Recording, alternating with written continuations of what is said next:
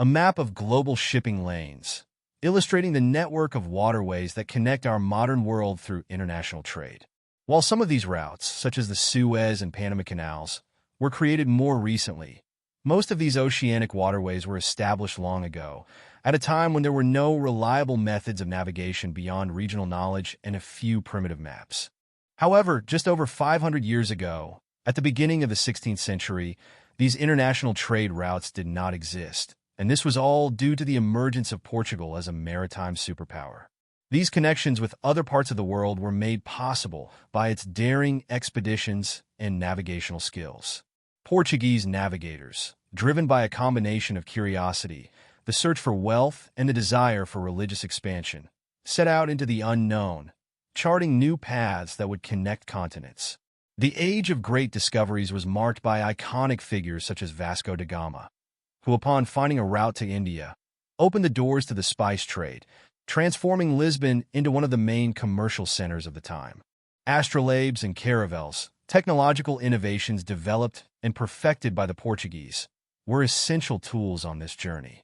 The ability to navigate accurately, even on the open sea, allowed the Portuguese to explore uncharted territories and establish colonies and trading posts along the African coast, in India, and eventually in Brazil. Astrolabes and caravels, technological innovations developed and perfected by the Portuguese, were essential tools on this journey. The ability to navigate accurately, even on the open sea, allowed the Portuguese to explore uncharted territories and establish colonies and trading posts along the African coast, in India, and eventually in Brazil. Portugal quickly built an empire that stretched from Africa to Asia and South America. These maritime exploits not only boosted the country's wealth, resulting in an impressive rise to power, but also laid the foundation for the interconnected global economy we enjoy today. However, the construction of this vast empire was not without its challenges and controversies.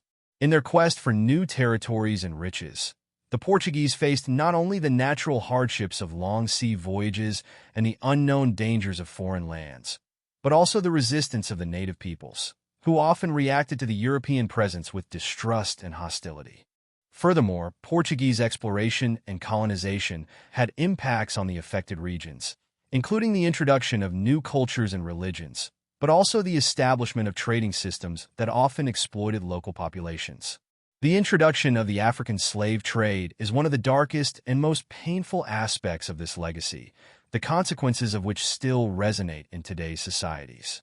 Despite the controversies, the cultural and linguistic legacy left by Portugal is undeniable. The Portuguese language, for example, continues to be a link that unites diverse nations and cultures spread across the world, from Brazil to Mozambique, Angola, and beyond. This linguistic heritage is celebrated and preserved through the Community of Portuguese Language Countries, CPLP, which promotes cultural exchange and cooperation between Portuguese-speaking nations.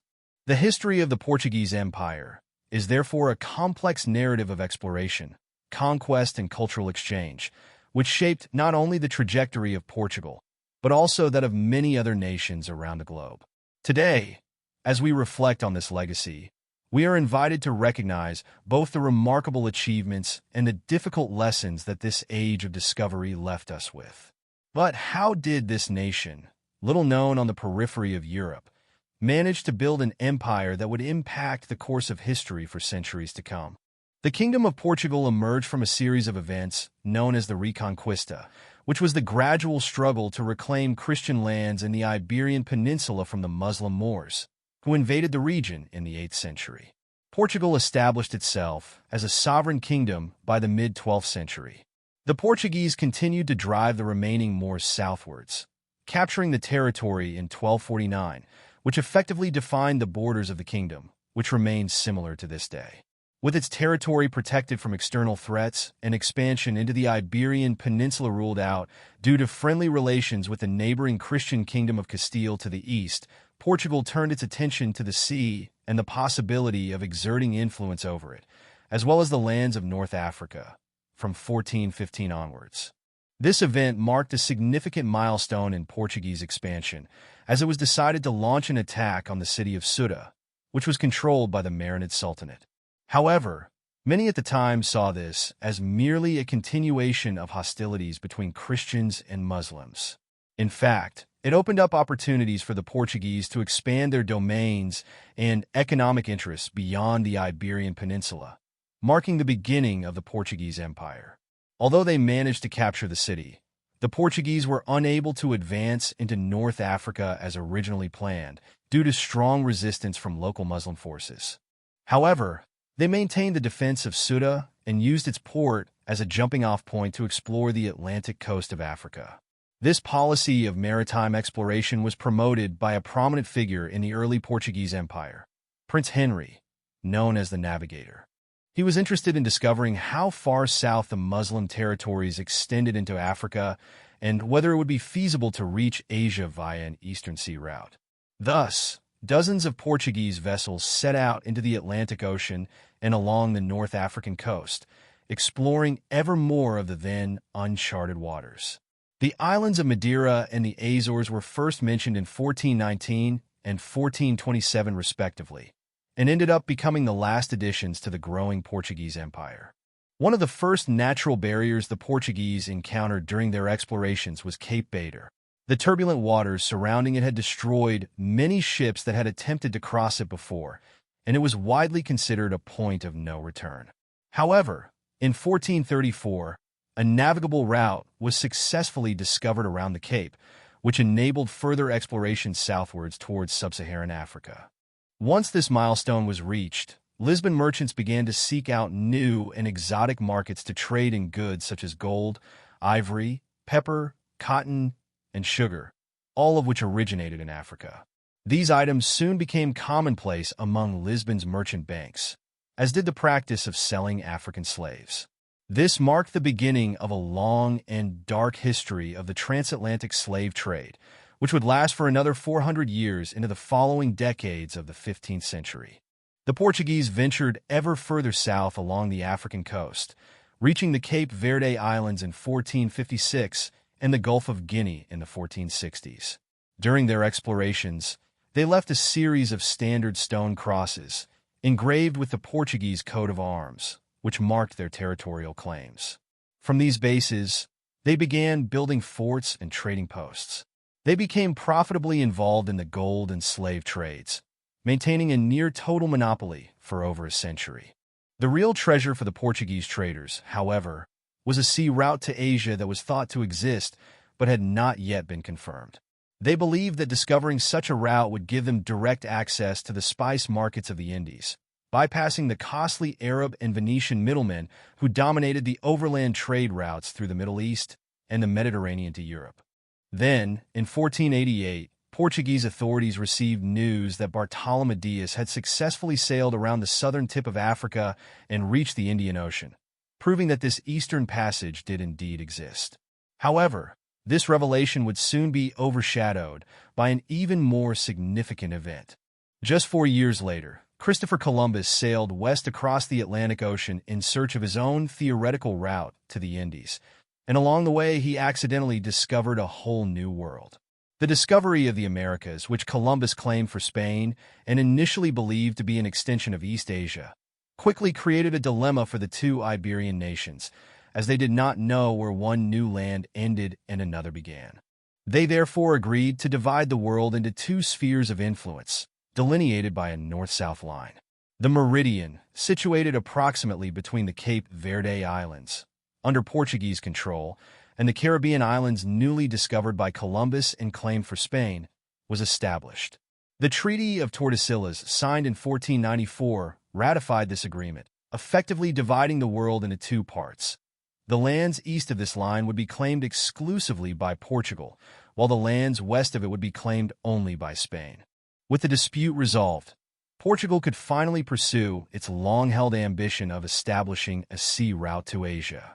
Thus, on July 8, 1497, explorer Vasco da Gama set out from Lisbon with a fleet of 4 ships and a crew of 170 men, heading for the Indian Ocean in search of Asia. After a voyage of approximately 10 months, the expedition landed on the Malabar coast of India in May 1498, where they met with the King of Calicut to establish their long-awaited trade relations. The warm welcome from the Portuguese contrasted with the devaluation by local Indian traders of the trinkets and goods brought by the Europeans for exchange. As a result, the expedition returned largely empty-handed. The return voyage to Portugal was agonizing, due to the harsh monsoon conditions the crew had to endure at sea, which took a heavy toll on both sailors and ships. However, the survivors returned to Lisbon in the summer of 1499 to a hero's welcome. Despite the vast quantities of spices and other goods they brought back, and although the expedition may not have been profitable, it demonstrated that maritime trade with Asia was viable and had immense potential.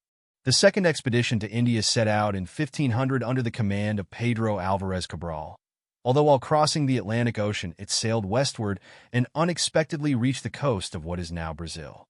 Although this discovery may have been unintentional, some speculation suggests that the Portuguese may have already been aware of the existence of Brazil and secretly knew that this part of South America fell within their designated territory according to the Treaty of Tordesillas. Cabral advised the Portuguese King Dom Manuel to colonize the land, which was found to be rich in Brazil wood, which later gave it its name. Two follow-up expeditions were sent in 1501 and 1503. However, the difficulty in finding gold or silver meant that the Portuguese chose to focus, for the time being, on the valuable trade with India. As the first decade of the 16th century progressed, the Portuguese began exploring other parts of Asia, such as Sri Lanka and Indonesia, where they found sources of cinnamon and nutmeg. These commodities were so valuable that Alfonso de Albuquerque, the first viceroy of Portuguese India, ordered the construction of trading posts and fortifications along the 14,000-mile route that stretched from Portugal to the East Indies. These served as hubs for the conduct of trade, ensuring the protection of their precious cargoes as they made the long and challenging return journey to the markets of Europe. Soon after, the Portuguese trading network extended to cover an area around the coasts of Africa, Arabia, India, Indonesia, and even China and Japan. Although the Portuguese were primarily motivated to establish trade relations through peaceful means, their arrival in Asia was often met with a degree of suspicion by local merchants, who viewed them as nothing more than foreign intruders on their territory. As a result, as tensions escalated, the Portuguese began to exercise their commercial activity using force during the 16th century. Several conflicts erupted throughout the Indo-Pacific region, as the Portuguese engaged in wars against the numerous sultanates and empires of Asia, often relying on superior military technology compared to their opponents. The Portuguese were largely successful in protecting their commercial enterprises, as well as in going on the offensive to capture strategic targets they wished to conquer. However, it was not only trade and conquest that drove the kingdoms of the Portuguese Empire. Religion also played a significant role. Accompanying officers, merchants, sailors, and soldiers aboard the ships sailing from Lisbon were a small number of priests and missionaries, usually from the Jesuit order, who were sent by the Portuguese monarchy to spread the Catholic faith among the native peoples of Asia and Africa. With whom they came into contact, this policy had mixed successes, for although their efforts helped to establish relations and new settlements, such as the port of Nagasaki in Japan in 1571, elsewhere the priests and missionaries spread the word of God through violence and coercion. In the case of the Goa Inquisition, for example, they heavily persecuted the Hindu population of India in an attempt to convert them to Christianity. The early Portuguese Empire was marked by a focus on trade with Asia and Africa, which proved to be much more lucrative and accessible than Brazil.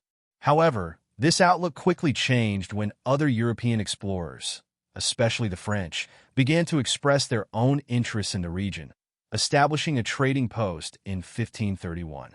In response, the Portuguese king issued a decree on September 28, 1532, stating the need to contain further French incursions. This began an extensive colonization program, which resulted in the division of the territory into 15 independent captaincies, with the mission of building settlements, granting land, and administering justice. Each captain was responsible for developing and covering the costs of colonization, although they were not allowed to own the land outright. Despite their efforts, only 2 captaincies achieved significant development, mainly due to their dedication to the cultivation of sugarcane, an extremely profitable crop. This crop required a significant amount of labor and, over time, became completely dependent on the labor of enslaved Africans. The sugar industry was so crucial that, of the approximately 4 million Africans sold into slavery in the Americas between the 16th and 19th centuries, up to 40% of them ended up in Brazil. The Portuguese presence in South America began to expand gradually. Over time, cities such as Bahia, São Paulo, and Rio de Janeiro were founded around the 16th century.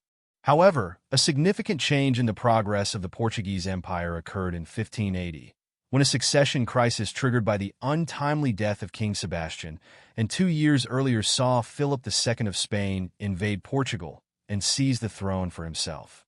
The two crowns and overseas empires of Spain and Portugal were united under the Iberian Union, although they continued to be governed separately and distinctly from each other during this time. However, by the end of the 16th century, Spain found itself in conflict with England, France, and the Netherlands.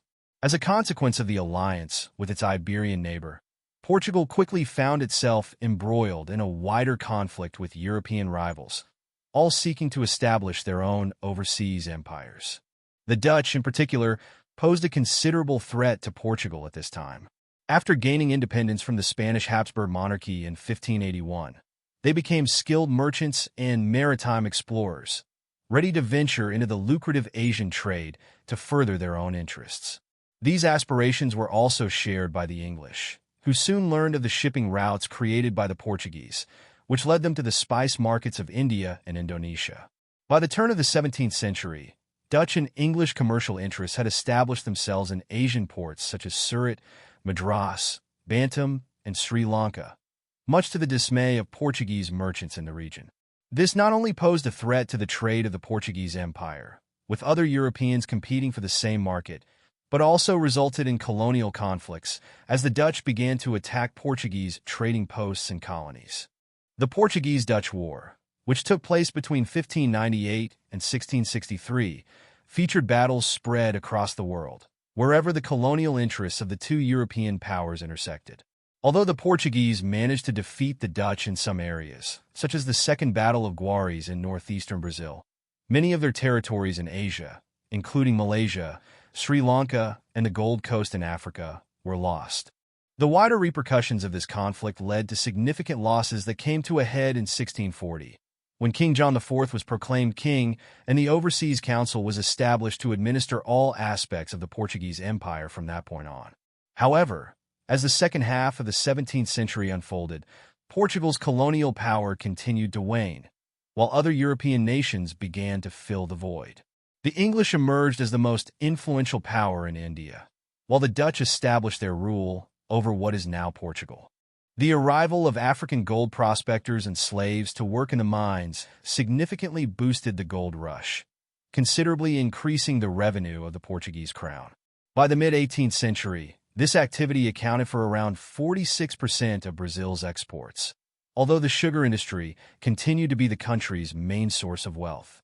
Although the Portuguese Empire had recovered some of its former prestige and wealth by this time, a devastating earthquake that struck the capital Lisbon in 1755 marked the country's dependence on Great Britain in 1775, which in turn inspired the French Revolution of 1789.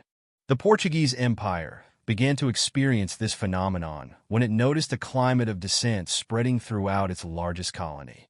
Although initially limited to slave revolts that were quickly suppressed, a growing feeling was emerging in the South American territory that it was time to begin its own journey towards self-determination, away from colonial rule. The year further strengthened the feeling of independence in Brazil. With the royal family about to return to Portugal, Pedro, the fourth son of Dom João VI who had remained in Rio, saw an opportunity to declare himself emperor of the newly independent Empire of Brazil in 1822. This left the Portuguese Empire a shadow of what it was, reduced to a few outposts in Asia and the territories of Angola and Mozambique in Africa, stretching from Cairo to Cape Town. The British delivered an ultimatum to the Portuguese in 1890 to end the pink map policy, which subsequently put an end to any hint of reviving Portuguese colonial ambition. Having been humiliated on the world stage in this manner exposed the weakness of the Portuguese government under the monarchy, which played into the hands of a growing republican movement within the country. sensing an opportunity to further its cause. On February 1st, their own domains and influence in Africa at the expense of the neighboring Portuguese colonies of Angola and Mozambique, as there were only sporadic skirmishes. Portugal did not initially declare war on Germany until 1916, but from that point on, much of the war effort was forced to supply the Allies fighting in France and neglected to defend its African colonies from further German attacks. When the war ended in 1918 with the Treaty of Versailles, however, decolonization began to grow louder throughout the world. Efforts by Britain and France to grant independence to the colonies under their control put great pressure on Portugal to do the same, although it remained reluctant to do so. The establishment of Indian independence from Britain in 1947 created a flashpoint in this issue, as the Portuguese enclaves of Goa Daman were not allowed to join the newly independent state. The Indian Army was eventually ordered to enter the territories of the colonies. The increasing cost and unpopularity of the war at home, however, saw another military coup carried out against the regime in what became known as the Carnation Revolution on April 25, 1974. The new government quickly ended hostilities abroad and began withdrawing its troops to begin the process of recognizing the independence of its colonies. Angola and Mozambique declared independence in 1975, as did East Timor, and the Portuguese government also finally recognized the regions of Portugal. The legacy of the Portuguese Empire lives on in the Portuguese language and continues to be spoken by some 250 million people around the world, and perhaps most importantly, the maritime routes that were established by early maritime explorers continue to drive world trade for 5 centuries.